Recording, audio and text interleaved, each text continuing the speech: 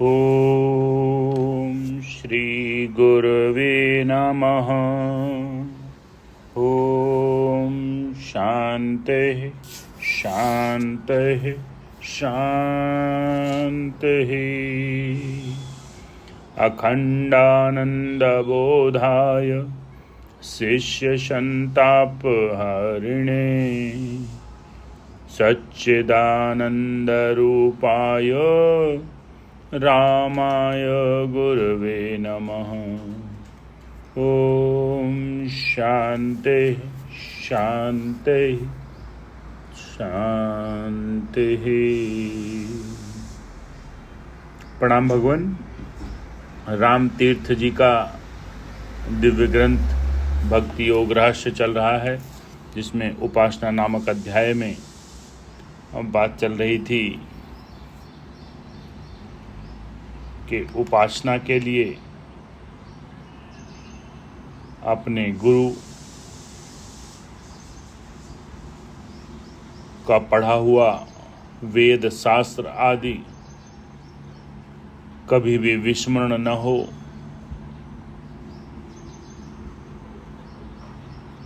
इसलिए उसको धारण करने के लिए मेधा से सर्वदा युक्त रहें।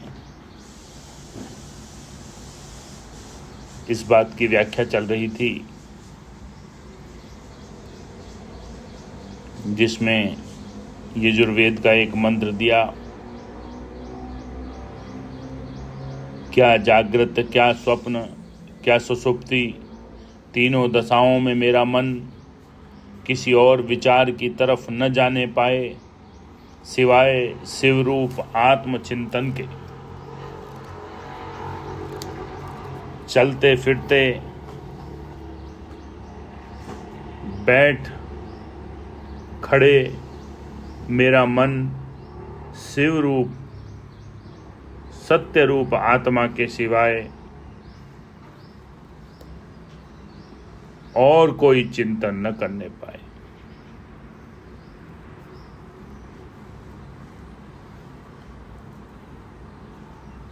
इसी प्रकार शुक्ल यजुर्वेद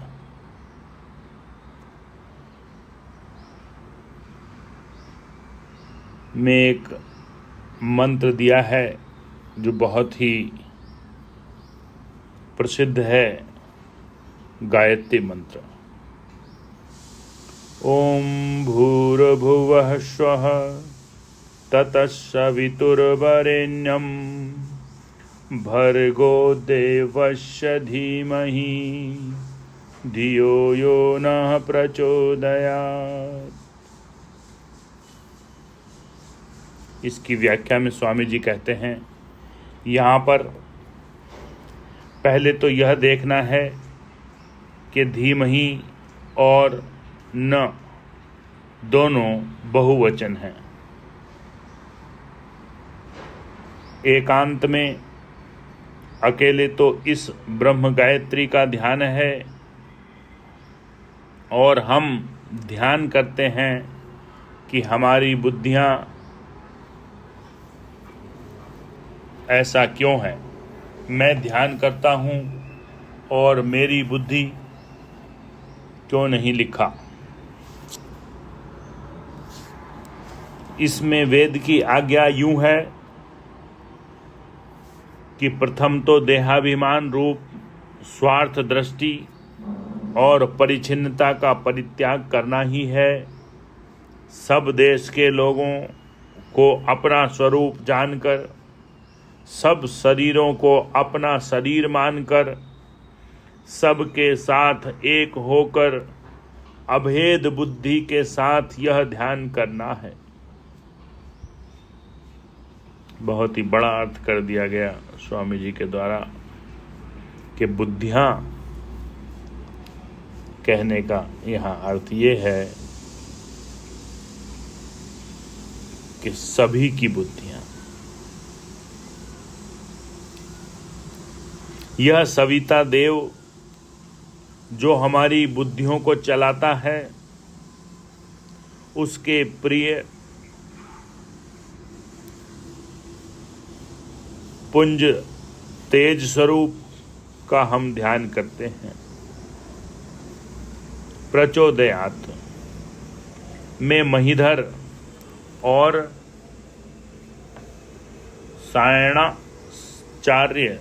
सायणाचार्य ने व्यत्यक अर्थात शरीक माना है। यह तो ठीक भी है। सूर्य रूप सविता देव को हमारी बुद्धियों का प्रेरक माना है। वही जो सूर्य को प्रकाश करता है, वही हमारी बुद्धियों को प्रकाश करता है और वही आत्मा है।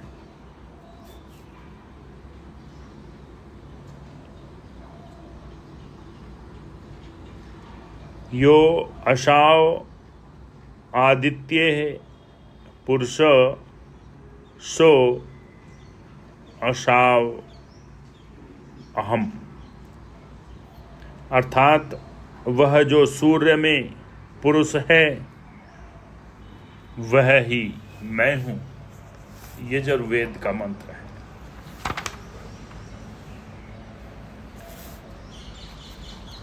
उसका ध्यान करने से क्या लाभ? बड़ी आपदा आन पड़ी है और संध्या करते समय परमेश्वर को झुठलाया नहीं, किंतु सचमुच बार बार देह दृष्टि को छोड़कर जो यह ध्यान किया कि मैं तो सूर्य के प्रति तेज वाला हूँ, मेरा तो वही धाम है, तो कहिए चिंता क्यों जल न जाएगी।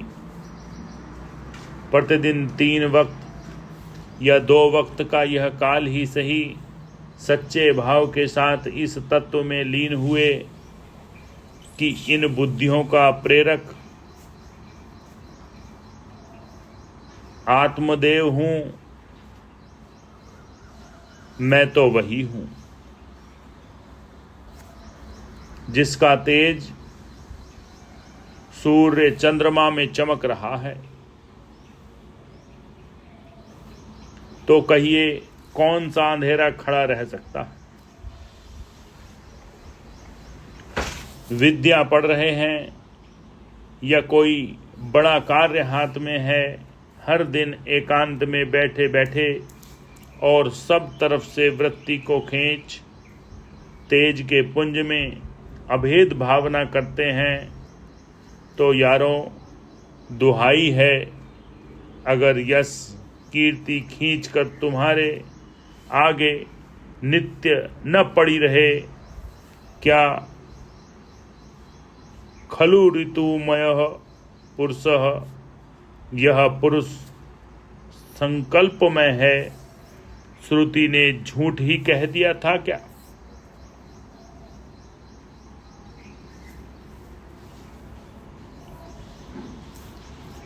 जब चित्त संसार में डूब जाए, कानूनी रूहानी टूट जाए, कानून रूहानी टूट जाए, पाप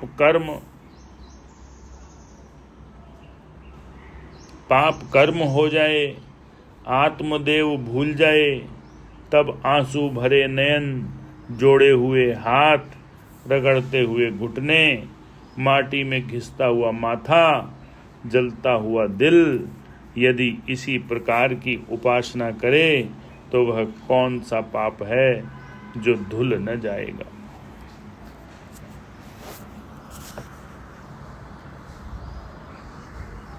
अर्थात उपासना को स्वामी राम इतनी हाइट पर ले जाते हैं कि वो उपासना नहीं रह जाती, ज्ञान ही हो जाता है। जय हो स्वामी राम की। ओम शांति शांति शांति।